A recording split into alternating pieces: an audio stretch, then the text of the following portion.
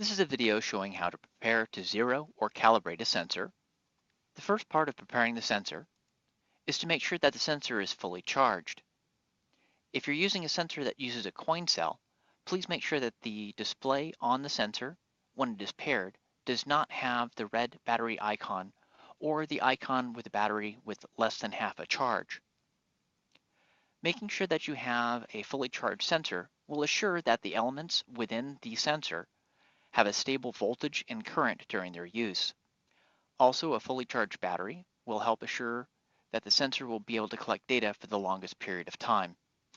Next, update the sensor if needed. Updates for our sensors are carried within the software updates for the different software packages, for instance, within SparkView or PASCO Capstone, or if you're using MatchGraph or spectrometry, the associated updates for the sensors that connect to those software packages will be carried within those installers.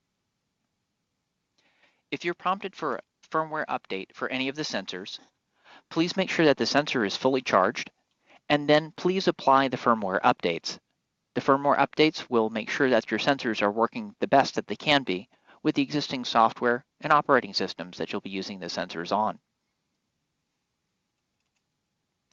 Next, please make sure that you warm up the sensor. The sensing elements within the sensor oftentimes need to come to thermal equilibrium to make sure that they are recording the best form of data. This is especially important for force sensors or pressure sensors, as these use strain gauges, which will need to warm up. This slide shows the warm-up of a force sensor.